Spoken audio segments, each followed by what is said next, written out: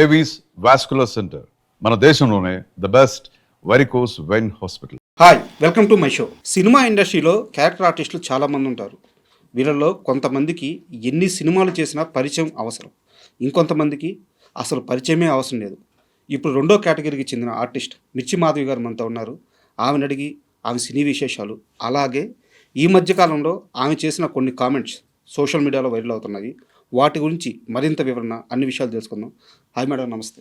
నమస్తే మేడం, ఈ ఇంటర్వ్యూని నేను 2 భాగాలుగా విభజిస్తున్నాను.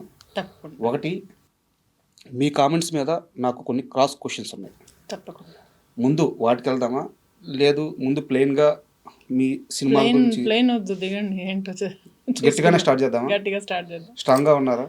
Yes, of course. ఈ మధ్యకాలంలో మీరు ఇచ్చిన ఒక ఇంటర్వ్యూలో మాట్లాడుతూ ఒక ప్రకాష్ రాజ్ గారి సినిమాలో యాక్ట్ చేయాలి అని చెప్పేసి ఒక వ్యక్తి ఫోన్ చేశారు. ప్రకాష్ రాజ్ గారి సినిమా కాదు, అందులో ప్రకాష్ రాజ్ గారు కూడా ఒక పార్ట్. ఆ సినిమాలో యాక్ట్ చేయాలి, కానీ ఒక 5 మందికి కమిట్మెంట్ ఇవ్వాల్సి ఉంటుంది అని చెప్పి మీరు చెప్పారు. నిజానికి చాలా బాధాకరమైన సందర్భం, జరిగి ఉండకూడదు. అయితే ఇక్కడ నా క్వశ్చన్ ఏంటంటే, మిర్చి మాధవి అనే ఆర్టిస్ట్ ఒక 300 పైగా సినిమాలు చేసిన artist, well known artist, serials. మిర్చి మాధవి లాంటి ఒక ఆర్టిస్ట్కే ఇలాంటి ఒక సందర్భం ఎదురైతే ఇండస్ట్రీలో ఉన్న ఒక కొత్త హీరోయిన్స్ కానీ, ఇప్పుడిప్పుడే రావాలనుకున్న వాళ్ళు కానీ, వాళ్ళకి ఎలాంటి కాల్స్ వస్తున్నాయి? మీ క్వశ్చన్ అయిపోయిందా?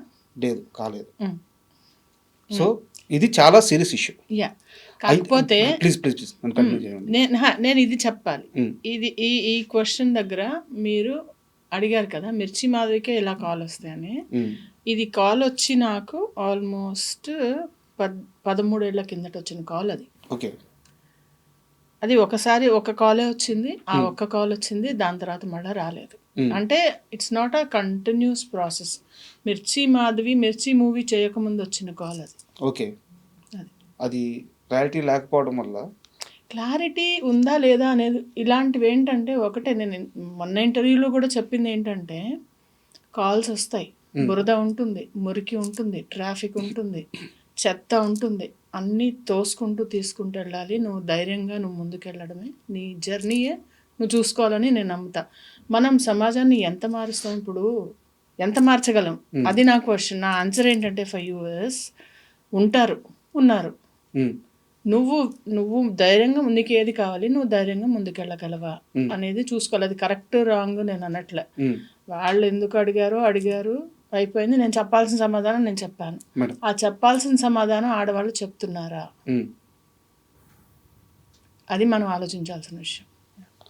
ఒకవేళ ఈ విషయాన్ని ఇంకాస్త పైకి తీసుకెళ్ళి ఒక అసోసియేషన్లో పెట్టాలన్నా, ఒక కంప్లైంట్ ఇవ్వాలన్నా, ఇప్పుడున్న సినీ ఇండస్ట్రీలో కరెక్ట్గా ఒక పాత్ ఉంది కదా, మా అసోసియేషన్ ఉంది. దానికి వెళ్ళి చెప్పి మనం దాన్ని ముందుకు ఎస్కలేట్ చేసి దాన్ని తీసుకెళ్ళచ్చు. You can directly file a complaint, harassment case పెట్టచ్చు, అన్నీ చేయొచ్చు. ఏం చేయాలనుకుంటున్నారో ఆడవాళ్ళ మీద ఆధారపడి ఉంటుంది. అంతే కదా, వ్యక్తిగత విషయం. చెయ్యాలి చెయ్యొద్దు అని నేను సజెషన్ ఇవ్వట్లా. నేనైతే ఖచ్చితంగా నాకు అలాంటివి వస్తే నేను ఎలా హ్యాండిల్ చేయాలో నాకు తెలుసు. అలా తెలుసుకొని ముందుకెళ్ళాలంట. అయిన తర్వాత కంప్లైంట్లు అవి చేయకుండా. నిజానికి మీకు రావాల్సిన అన్ని క్యారెక్టర్లు అయితే రావట్లేదు, అది నేను ఓపెన్గా స్టేట్మెంట్ ఇచ్చి చెప్పగలను. ఎందుకంటే ఒక డైలాగ్ డెలివరీలో కానీ, ఆ డిక్షన్లో కానీ, ఒక ఎక్స్ప్రెషన్లో కానీ చాలా పర్ఫెక్ట్గా ఉంటుంది. మీ సీన్స్ రావట్లేదు. బట్ ఇక్కడ నా క్వశ్చన్ ఏంటంటే, గత 7 సంవత్సరాల నుంచి, అంటే 7 ఏళ్ళ క్రితం ఇచ్చిన ఇంటర్వ్యూలోను, 10 రోజుల క్రితం ఇచ్చిన ఇంటర్వ్యూలోను మీలో ఒక రకమైన ఇండస్ట్రీ పట్ల ఒక ఇంట్రెస్ట్ లేనితనం కానీ, ఒక నిరాసక్తి కానీ కనిపిస్తూ ఉంది. నిజంగా మనస్ఫూర్తిగా 100కి 100% ఇండస్ట్రీ మీద ప్రేమతోనే కంటిన్యూ అవుతున్నారా, ఇక్కడ నుంచి బయటికి వెళ్ళలేక కంటిన్యూ అవుతున్నారా? అంటే అది ఇండస్ట్రీ మీద ప్రేమతోనా లేకుంటే ఇంట్రెస్ట్తోనా అని కాదు. It is like my job. ఒక స్టేట్ బ్యాంక్ ఆఫ్ ఇండియాలో మా ఫాదర్ వర్క్ చేసేవాళ్ళు. ఆయన రిటైర్ అయ్యే వాళ్ళకు వర్క్ చేశారు, రైట్? రిటైర్ అయ్యే వరకు వర్క్ చేసుకుంటూ వెళ్ళారు. ఇప్పుడు నేను కూడా ఇండస్ట్రీలో వచ్చాను, ఇక్కడి నుంచి బయటకు వెళ్ళి మళ్ళీ if I have to earn, నేను ఒక ట్రైనింగ్ వెళ్ళి మళ్ళీ స్టార్టింగ్ నుంచి నేను స్టార్ట్ చేయలేను. ఆల్రెడీ ఎక్స్పీరియన్స్ ఉంది, యాక్టింగ్ వచ్చు, బాగానే చేస్తాను, వస్తున్నాయి, రాకుండా ఏం లేవు అవకాశాలు. మనం అనుకున్నవి రావు, అంతే కదా. ఇప్పుడు సపోజ్ మీరు ఒక 50,000 జీతం కావాలనుకుంటారు, మీకు 20,000 వస్తుండొచ్చు. కానీ అలా అని మీరు 20,000 తెచ్చుకోవడం మానరే, 50,000 కోసం ట్రై చేస్తూ ఉంటారు. సిమిలర్గా నాకు పెద్ద రోల్స్ కావాలి, పెద్ద టైటిల్ కార్డ్ రోల్ కావాలి అని ప్రతి ఒక్కళ్ళకు ఉంటుంది, ప్రతి ఆర్టిస్ట్కి ఉంటుంది. కానీ అక్కడ దాకా రావడం అనేది ఒక journey. It's a very long journey. So I'm in the process and I'm still doing it. నాకు డిసింట్రెస్ట్ లేదు. కొన్ని అంశాల పట్ల డిసింట్రెస్ట్ ఉంది. అంటే డిసింట్రెస్ట్ అంటే కొన్ని అంశాల పట్ల నాకు డిసప్పాయింట్మెంట్ ఉంది. డిసింట్రెస్ట్ కాదు, డిసప్పాయింట్మెంట్ ఉంది. అవి కంప్లైంట్ కూడా చేయనండి నేను, ఎందుకంటే ఎవరు వింటారు కంప్లైంట్స్, ఎవరు దాన్ని సరి చేయాలి? ఇదే ఒక స్ట్రక్చర్ ఉండే ఇండస్ట్రీ కాదు కదా. This is the only place where మొత్తం సిస్టమాటిక్గా ఉంటుంది, అలానే లేకుండా కూడా ఉంటుంది. సో ఫనీ థింగ్, కానీ ఐ డోంట్ రిఫార్మ్ ఎనీథింగ్. నా దగ్గర వచ్చినవి, నా దగ్గర ఉన్నవి, నా చుట్టుపక్కల ఉన్నవి చూసుకుంటూ, నా ఇల్లు చూసుకుంటూ నేను ముందుకెళ్ళిపోతే ఐఎమ్ హ్యాపీ. అంటే ఇండస్ట్రీలో 2 రకాల ఆర్టిస్టులు ఉంటారు మేడం. అంటే నేను చెప్పేది టైర్ 1 హీరోల దగ్గర నుంచి జూనియర్ ఆర్టిస్టుల వరకు ఎవరైనా సరే 2 రకాల ఆర్టిస్టులు ఉంటారు. సినిమానే జీవితం, సినిమానే ప్రాణం, ఇది లేకపోతే బతకలేమనే వాళ్ళు ఒకరు. ఇంకొకరు ఇది నా ప్రొఫెషన్, ఇక్కడ అవకాశాలు ఉన్నంత వరకు చేస్తాను, తర్వాత చెల్తా ఏదైతే అది అవుద్ది. దీంట్లో మిర్చి మాధవి ఏ రకం? Second type. ఇది ప్రాణం, ఇది నా సర్వస్వం, ఇది నా ఇది అని నేను అసలు అంత దేన్ని అనుకోను సార్. నన్ను నేను తప్ప, నన్ను నేను చూసుకుంటూ, నా కుటుంబం చూసుకుంటూ ముందుకెళ్తూ, ఇది నడవడం కోసం ఒక ఉపాధి కల్పించుకొని ఇందులో మంచిగా ఇచ్చింది మంచిగా చేసుకుంటూ ముందుకెళ్తున్నాను తప్పితే నువ్వే నా సర్వస్వం అని దేన్ని అనుకున్నా అది నీ జోలికి రాదు. అది అమ్మాయి కానీ, అది జాబ్ కానీ, అది ఎవరైనా కానీ అది వెగటైపోతుంది. ఏది అంత నీకు మనసుకు హత్తేసుకోకూడదు. అది నేను అస్సలు చేయనది. ఎందుకంటే డిసప్పాయింట్మెంట్స్ వస్తాయి కాదా? అంతే కదా. ఇప్పుడు అంతే కదా. ఏదైనా నేను ఇల్లు కడుతున్నావో, బ్రహ్మాండమైన ఇల్లు కట్టాలంటే డబ్బులు సరిపోవు. ఆ సరిపోయిన వాటిలో కట్టిన దానిలో డిసప్పాయింట్మెంట్. ఇంకా దాన్ని ప్రేమిస్తే తుడిచి అక్కడే ఉండి నేను అందులోనే ఉండలేను, బయటికి వెళ్తే ఏదో పాడైందని. అంటే నువ్వు ఎక్సెస్గా ఎప్పుడైతే అబ్జెస్ అవుతావో ఏ విషయం గురించి అయినా, ఇట్ డజంట్ హెల్ప్ యూ. అంటే ఇక్కడ నాది ఒక కంటిన్యూటీ క్వశ్చన్.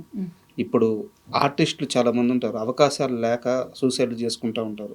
వాళ్ళందరూ ఇలా సినిమాల నుంచి ఎక్స్ట్రీమ్కి వెళ్ళిపోయి ఆలోచించిన వాళ్ళే కదా. అంతే కదా. అది ఆర్టిస్ట్లే కాదు, ఎగ్జామ్స్ ఫెయిల్ అయ్యి ఎగ్జామ్స్లో చేసిన వాళ్ళు, లవ్లో ఫెయిల్ అయిన వాళ్ళు, ఆ సూసైడల్ టెండెన్సీ అనేది ఒక డిఫరెంట్ ఎమోషనల్ హెల్త్ గురించి అదొక సెపరేట్ టాపిక్. అంటే అలాంటి వాళ్ళు ఎందులో ఉన్నా సెన్సిటివ్గా ఉంటారు, హైపర్ సెన్సిటివ్గా ఉంటారు. వాళ్ళు తట్టుకోలేరు. అదే చెప్పటం, డిసప్పాయింట్మెంట్ తట్టుకోలేరు. ఎప్పుడైతే నువ్వు ఎక్స్పెక్టేషన్స్ ఇక్కడ పెట్టుకున్నావో అక్కడ దాకా రాలేదనుకోండి, ఇట్ విల్ బి టోటలీ ఒక రాంగ్ ప్లేస్లో ఉన్నట్టు మనం కదా. సో టఫ్ థింగ్స్ ఉన్నాయా, నువ్వు టఫ్గా ఉన్నావా, అదే. అండ్ మీ యూట్యూబ్ ఛానల్ చూస్తే మేడం కొన్ని షార్ట్స్ పోస్ట్ చేస్తూ ఉంటారు మీరు, చాలా అద్భుతంగా ఉంటాయి. మోటివేషనల్ స్పీకింగ్ లాగా, అంటే ఇన్స్పిరేషన్ కలిగించేలాగా ఉంటాయి. మీరు దానికి తగ్గ చదువు కూడా చదువున్నారు. నాకు తెలియదు అది ఏదో. నేను చదువుకున్నాను, పోస్ట్ గ్రాడ్యుయేషన్ అయింది, నేను సర్టిఫికేషన్స్ చేశాను. అంటే నేను ట్రైనర్ చేశాను అనమాట, సాఫ్ట్ స్కిల్స్ కార్పొరేట్ ట్రైనర్ అనమాట. మీరు ఇండస్ట్రీలో మానసికంగా ఇబ్బంది పడతా కొంచెం లోలో ఉన్న వాళ్ళకి మీ మాటలతో హీల్ చేసిన వ్యక్తి ఎవరు? అలాంటి సందర్భం ఏదైనా జరిగింది? అంటే పర్టికులర్గా కాదు, డెఫినెట్లీ నేను ఏమన్నా ఉంటే చెప్తానమాట, అక్కడ హెల్ప్ చేస్తాను. ఒక పర్టికులర్ ఈ వ్యక్తి అని కాదు, అక్కడ ఏదైనా జరిగితే అంతలాగా హర్ట్ అవ్వకూడదు. వ్యక్తి పేరు వద్దు, నాకు పర్టికులర్ ఇన్సిడెంట్ ఏమైనా చెప్తారా? అదే ఒక ఆవిడ ఇట్లనే తనకి నిడివి రావట్లేదు, అంటే లెంత్ రావట్లేదు, రోల్ రావట్లేదు అని చెప్పి చాలా ఫీల్ అవుతుంటే నేను ఒకటే చెప్పా, ఇది పర్మనెంట్ కాదు, ఇది వచ్చినా కూడా ఒక నలుగురు, ఇప్పుడు 5 వేళ్ళు కలిపి ఇట్లా ఒక పిడికిలైనట్టు అందరూ కలిపి ఒక సీన్ అవుతుంది, మన ఒక్కళ్ళ మీద తీయరు కదా, అర్థం చేసుకో, వచ్చింది చేసుకుంటాళ్ళు, ఇది కాదా ఇంకోటి చేసుకోవాలి, అంతేగాని ప్రాసెస్లో హర్ట్ అవ్వద్దంట నేను. నువ్వు అర్థం చేసేసుకుంటే థాట్ ఏదైతే నువ్వు ప్రాసెస్లో నువ్వు హర్ట్ కాకుండా ఉంటే ఇట్ విల్ బి బెటర్ అని చెప్పాను. అంటే ఒక స్ట్రాంగ్ మెంటాలిటీ, యాజ్ ఎ ఉమెన్గా ఒక స్ట్రాంగ్ మెంటాలిటీ, సబ్జెక్ట్ మీద సరైన అవగాహన, సరైన అప్రోచ్, ఇంత క్లారిటీ మైండ్ ఎలా వచ్చింది? ఎలా వచ్చిందంటే సిచ్యుయేషన్స్ తెచ్చాయి, నేర్పించింది. సిచ్యుయేషన్స్ నేర్పించాయి. చిన్నప్పుడు పెళ్ళి కావటం, మంచి క్వశ్చన్ ఇది. చిన్నప్పుడు మ్యారేజ్ అవటం, అర్థం కాకపోవటం, మనం ఇలా ఉంటే వాళ్ళు అలా ఉన్నారేంటి, లేకుంటే అదేంటి అనే క్వశ్చన్స్ చాలా వచ్చేవి నాకు um, at my early start of my career జాబ్లో. సడన్గా బాగున్న వాళ్ళు సడన్గా మనుషులు మారిపోయేవాళ్ళు, ఉమ్. ఎలాగో ఉండేవి రిలేషన్షిప్స్. సో స్లోగా నేను అర్థం చేసుకుంటూ చూసుకుంటూ ఓహో ఇది ఇలా ఉంటుందా తెలుసుకుంటూ అలా అర్థమైంది. 17 ఏళ్ల వయసులో పెళ్ళైంది కదా మేడం మీకు. 17.5. ఎలా హ్యాండిల్ చేశారు ఎర్లీ లైఫ్, మ్యారేజ్? తెలీదు, ఏం తెలియదు. అంటే మ్యారేజ్ అయినప్పుడు అసలు అనుకోకుండా జరిగింది, మంచి సంబంధం చేశారు. కొన్ని ఉంటాయి కదా, యూ విల్ అంటే మేక్ మిస్టేక్స్ అండ్ లర్న్. నాకు పెద్ద తెలిసేది కాదు, పని వచ్చేది కాదు. మా ఇంట్లో వాళ్ళు చాలా ఆర్థడాక్స్, చాలా క్లెన్లీనెస్ ఎక్కువ. నాకేం వచ్చేది కాదు, ఏం చేయడం వచ్చేది కాదు, వంట వచ్చేది కాదు, ఏం రాదు అసలు. జాబ్ చేసుకునేదాన్ని, వచ్చేదాన్ని, అలా ఉండేదాన్ని. తర్వాత చిన్నగా ఒక 4-5 ఏళ్ళు పట్టింది నాకు అది మళ్ళా తిప్పుకొని సరిగ్గా సెట్ అవ్వడానికి. అంటే వంట గురించి ప్రస్తావన తీసుకొచ్చారు కాబట్టి ఒక క్వశ్చన్, ఒక స్టార్ హీరోతో పులిహోర కలిపించారంట మీరు? కల్పించలే, ఏం లేదు. నేను తీసుకెళ్ళింది అందరికి ఇస్తాను యాక్చువల్లీ. తర్వాత వంటలు బాగా చేస్తాను. నేను అంతా క్యారీ చేసుకుంటాను. అంటే నాకు ఫుడ్ కొంచెం ప్రాబ్లం వల్ల, గ్యాస్ట్రైటిస్ వల్ల నేను ఇంటి నుంచి ఫుడ్ క్యారీ చేస్తాను. సో ఆ క్యారీ చేసింది అందరికీ ఇస్తాను అనమాట. అయితే తను ఎలా చేశారు, బాగుంది అని చెప్పారు. ఎవరా హీరో? వద్దు, పేర్లు వద్దు, మళ్ళీ మీకు తమ్నైల్స్ తీసుకుంటారు. వద్దమ్మా, దండం మీకు.